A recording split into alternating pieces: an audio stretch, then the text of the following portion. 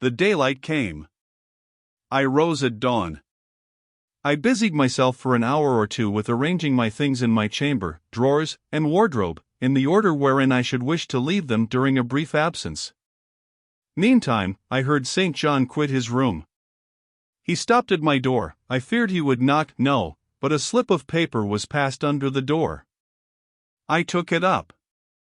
It bore these words: "You left me too suddenly last night.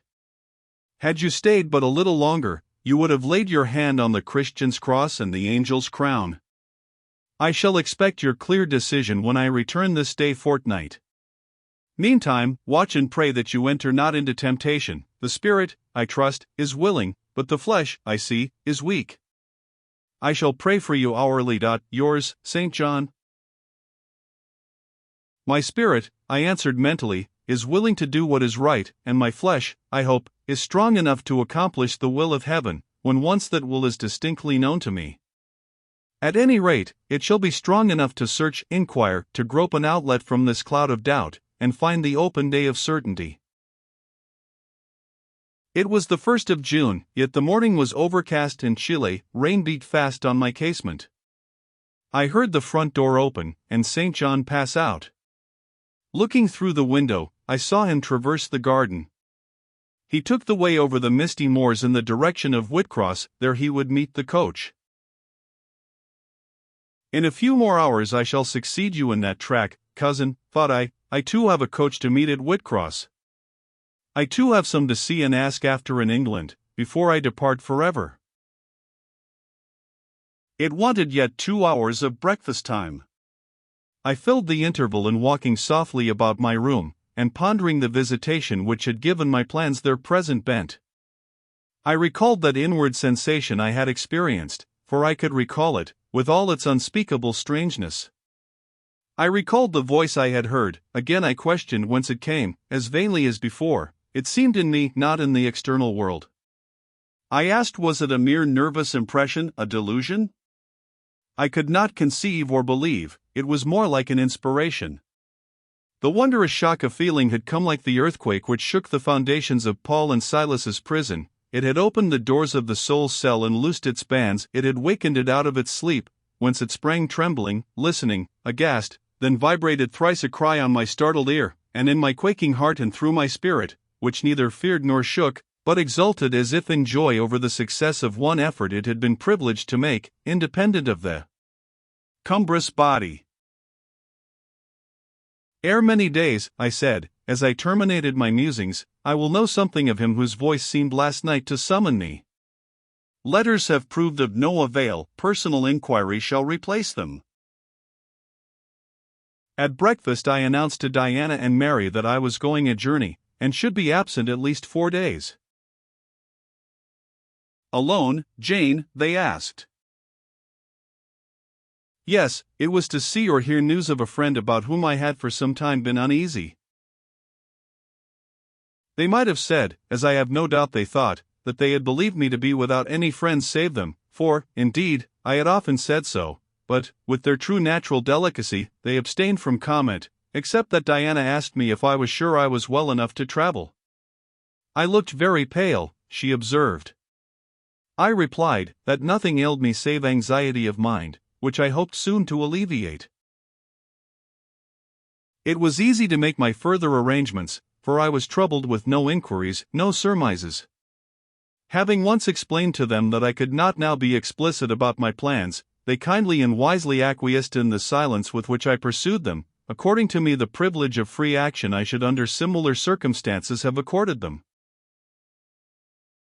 I left Moor House at 3:00 p.m., and soon after 4 I stood at the foot of the signpost of Whitcross, waiting the arrival of the coach which was to take me to distant Thornfield. Amidst the silence of those solitary roads and desert hills, I heard it approach from a great distance. It was the same vehicle whence, a year ago, I had alighted one summer evening on this very spot. How desolate, and hopeless, and objectless! It stopped as I beckoned. I entered, not now obliged to part with my whole fortune as the price of its accommodation. Once more on the road to Thornfield, I felt like the messenger pigeon flying home. It was a journey of 36 hours. I had set out from Whitcross on the Tuesday afternoon, and early on the succeeding Thursday morning the coach stopped to water the horses at a wayside inn, situated in the midst of scenery whose green hedges and large fields and low pastoral hills, how mild of feature and verdant of hue compared with the stern North Midland moors of Morton, met my eye like the lineaments of a once familiar face. Yes, I knew the character of this landscape. I was sure we were near my bourne. "How far is Thornfield Hall from here?" I asked of the ostler. "Just 2 miles, ma'am, across the fields." My journey is closed, I thought to myself. I got out of the coach, gave a box I had into the ostler's charge, to be kept till I called for it, paid my fare, satisfied the coachman, and was going. The brightening day gleamed on the sign of the inn, and I read in gilt letters, "The Rochester Arms." My heart leapt up. I was already on my master's very lands. It fell again, the thought struck it. "Your master himself may be beyond the British Channel, for aught you know, and then, if he is at Thornfield Hall, towards which you hasten, who besides him is there? His lunatic wife, and you have nothing to do with him, you dare not speak to him or seek his presence. You have lost your labor, you had better go no farther," urged the monitor. "Ask information of the people at the inn, they can give you all you seek, they can solve your doubts at once. Go up to that man, and inquire if Mr. Rochester be at home." The suggestion was sensible, and yet I could not force myself to act on it. I so dreaded a reply that would crush me with despair. To prolong doubt was to prolong hope. I might yet once more see the hall under the ray of her star. There was the stile before me, the very fields through which I had hurried, blind, deaf, distracted with a revengeful fury tracking and scourging me, on the morning I fled from Thornfield. Ere I well knew what course I had resolved to take, I was in the midst of them. How fast I walked! How I ran sometimes! How I looked forward to catch the first view of the well-known woods! With what feelings I welcomed single trees I knew, and familiar glimpses of meadow and hill between them! At last the woods rose, the rookery clustered dark, a loud cawing broke the morning stillness. Strange delight inspired me, on I hastened. Another field crossed, a lane threaded, and there were the courtyard walls, the back offices, the house itself, the rookery still hid. My first view of it shall be in front, I determined, where its bold battlements will strike the eye nobly at once, and where I can single out my master's very window. Perhaps he will be standing at it, he rises early, perhaps he is now walking in the orchard, or on the pavement in front. Could I but see him, but a moment! Surely, in that case, I should not be so mad as to run to him? I cannot tell, I am not certain. And if I did, what then? God bless him! What then? Who would be hurt by my once more tasting the life his glance can give me? I rave, perhaps at this moment he is watching the sun rise over the Pyrenees, or on the tideless sea of the south. I had coasted along the lower wall of the orchard, turned its angle. There was a gate just there, opening into the meadow, between two stone pillars crowned by stone balls. From behind one pillar I could peep round quietly at the full front of the mansion. I advanced my head with precaution, desirous to ascertain if any bedroom window blinds were yet drawn up. Battlements, windows, long front, all from this sheltered station were at my command. The crows sailing overhead perhaps watched me while I took this survey. I wonder what they thought. They must have considered I was very careful and timid at first, and that gradually I grew very bold and reckless. A peep, and then a long stare, and then a departure from my niche and a straying out into the meadow, and a sudden stop full in front of the great mansion, and a protracted, hearty gaze towards it. What affectation of diffidence was this at first, they might have demanded, what stupid regardlessness now? Here an illustration, reader. A lover finds his mistress asleep on a mossy bank. He wishes to catch a glimpse of her fair face without waking her. He steals softly over the grass, careful to make no sound. He pauses, fancying she has stirred. He withdraws, not for worlds would he be seen. All is still. He again advances. He bends above her. a light veil rests on her features. He lifts it, bends lower, now his eyes anticipate the vision of beauty warm, and blooming, and lovely, in rest. How hurried was their first glance! But how they fix! How he starts! How he suddenly and vehemently clasps in both arms the form he dared not, a moment since, touch with his finger! How he calls aloud a name, and drops his burden, and gazes on it wildly! He thus grasps and cries, and gazes, because he no longer fears to waken by any sound he can utter, by any movement he can make. He thought his love slept sweetly, he finds she is stone dead. I looked with timorous joy towards a stately house. I saw a blackened ruin. No need to cower behind a gatepost, indeed, to peep up at chamber lattices, fearing life was astir behind them. No need to listen for doors opening, to fancy steps on the pavement or the gravel walk. The lawn, the grounds were trodden and waste, the portal yawned void. The front was, as I had once seen it in a dream, but a shell-like wall, very high and very fragile-looking, perforated with paneless windows, no roof, no battlements, no chimneys, all had crashed in. And there was the silence of death about it, the solitude of a lonesome wild. No wonder that letters addressed to people here had never received an answer, as well dispatch epistles to a vault in a church aisle. The grim blackness of the stones told by what fate the hall had fallen, by conflagration, but how kindled? What story belonged to this disaster?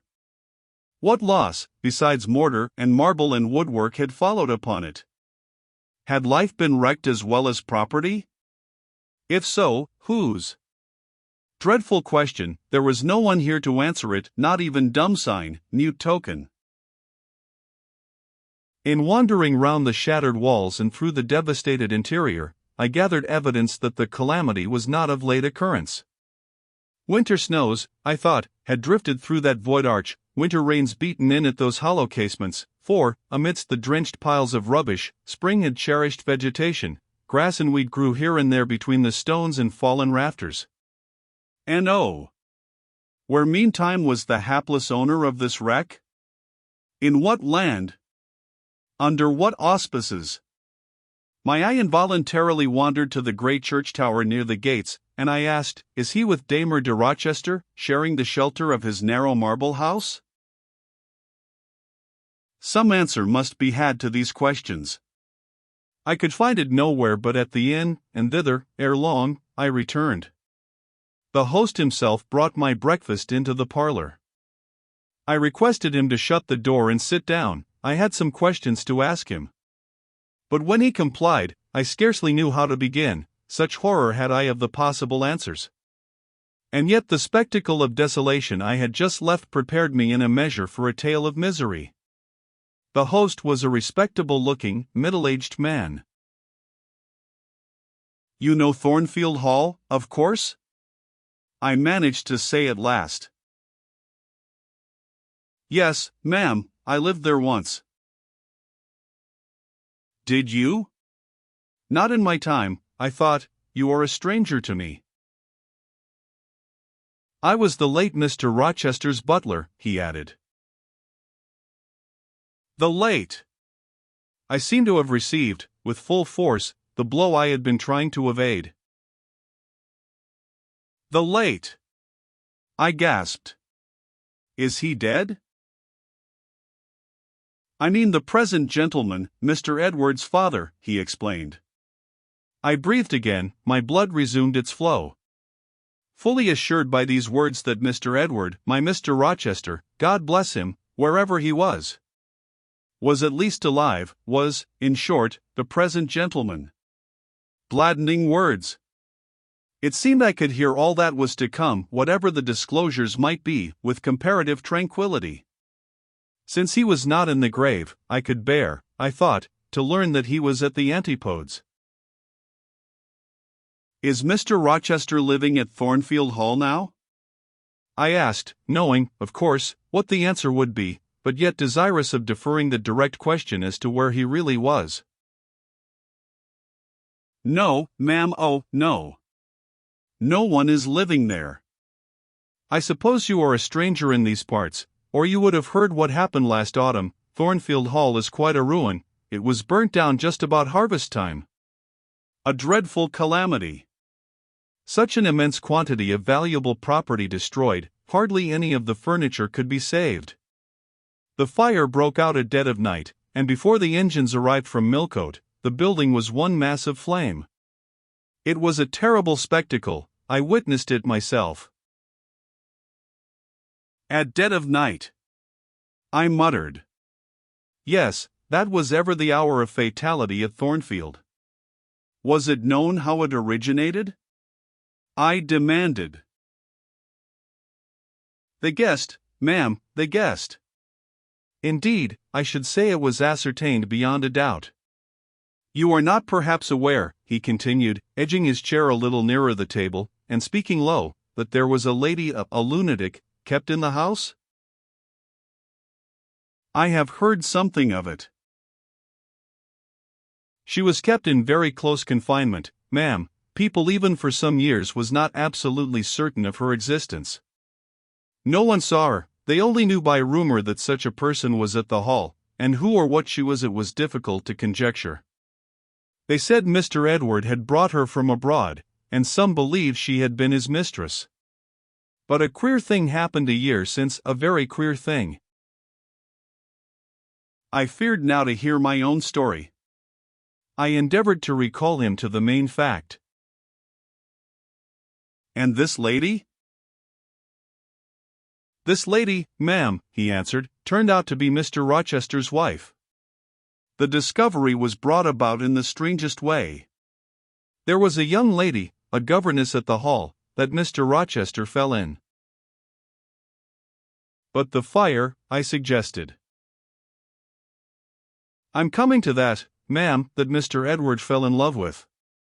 The servants say they never saw anybody so much in love as he was after her continually.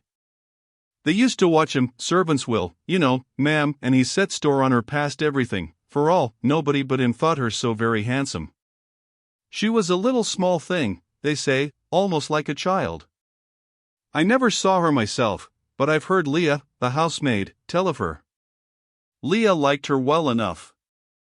Mr. Rochester was about 40, and this governess not 20, and you see, when gentlemen of his age fall in love with girls, they are often like as if they were bewitched. Well, he would marry her. You shall tell me this part of the story another time, I said, but now I have a particular reason for wishing to hear all about the fire. Was it suspected that this lunatic, Mrs. Rochester, had any hand in it? You've hit it, ma'am. It's quite certain that it was her, and nobody but her, that set it going. She had a woman to take care of her called Mrs. Poole, an able woman in her line, and very trustworthy, but for one fault, a fault common to a deal of them nurses and matrons, she kept a private bottle of gin by her, and now and then took a drop overmuch. It is excusable, for she had a hard life of it, but still it was dangerous, for when Mrs. Poole was fast asleep after the gin and water, the mad lady, who was as cunning as a witch, would take the keys out of her pocket, let herself out of her chamber, and go roaming about the house, doing any wild mischief that came into her head. They say she had nearly burnt her husband in his bed once, but I don't know about that. However, on this night, she set fire first to the hangings of the room next her own, and then she got down to a lower story, and made her way to the chamber that had been the governess's. She was like as if she knew somehow how matters had gone on, and had a spite at her, and she kindled the bed there, but there was nobody sleeping in it, fortunately. The governess had run away 2 months before, and for all Mr. Rochester sought her as if she had been the most precious thing he had in the world, he never could hear a word of her, and he grew savage, quite savage on his disappointment. He never was a wild man, but he got dangerous after he lost her. He would be alone, too. He sent Mrs. Fairfax, the housekeeper, away to her friends at a distance, but he did it handsomely, for he settled an annuity on her for life, and she deserved it. She was a very good woman. Miss Adele, a ward he had, was put to school. He broke off acquaintance with all the gentry, and shut himself up like a hermit at the Hall. What? Did he not leave England? Leave England? Bless you, no.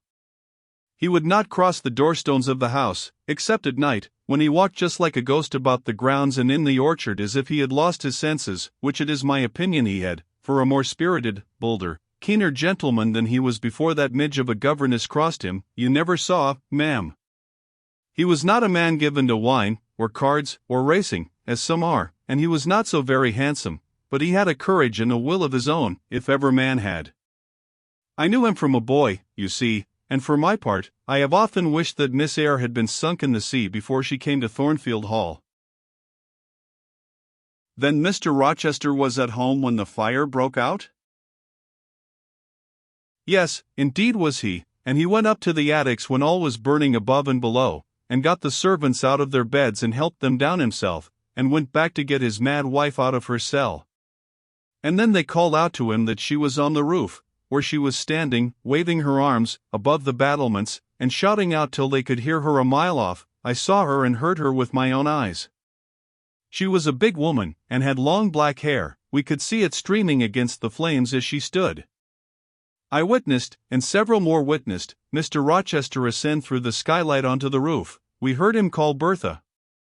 We saw him approach her, and then, ma'am, she yelled and gave a spring, and the next minute she lay smashed on the pavement.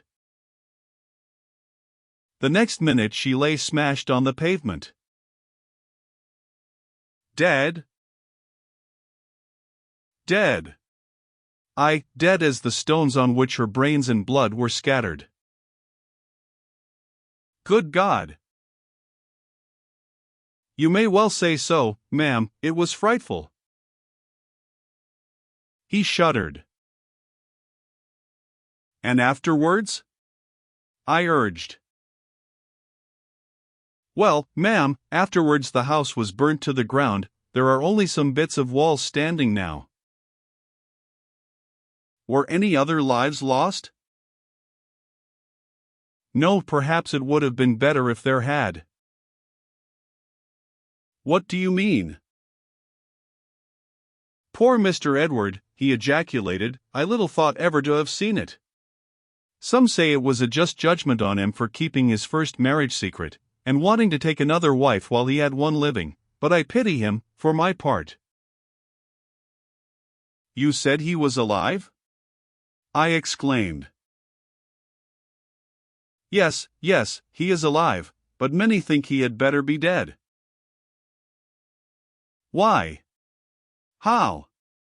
My blood was again running cold. Where is he? I demanded. Is he in England? He's in England, he can't get out of England, I fancy, he's a fixture now. What agony was this? And the man seemed resolved to protract it. He is stone-blind, he said at last. Yes, he is stone-blind, is Mr. Edward. I had dreaded worse. I had dreaded he was mad. I summoned strength to ask what had caused this calamity. It was all his own courage, and a body may say, his kindness, in a way, ma'am. He wouldn't leave the house till everyone else was out before him. As he came down the great staircase at last, after Mrs. Rochester had flung herself from the battlements, there was a great crash, all fell. He was taken out from under the ruins, alive, but sadly hurt. A beam had fallen in such a way as to protect him partly, but one eye was knocked out, and one hand so crushed that Mr. Carter, the surgeon, had to amputate it directly. The other eye inflamed, he lost the sight of that also. He is now helpless, indeed blind and a cripple. Where is he? Where does he now live? At Ferndean, a manor house on a farm he has, about 30 miles off, quite a desolate spot. Who is with him? Old John and his wife, he would have none else. He is quite broken down, they say. Have you any sort of conveyance? We have a chaise, ma'am, a very handsome chaise. Let it be got ready instantly, and if your postboy can drive me to Ferndean before dark this day, I'll pay both you and him twice the hire you usually demand.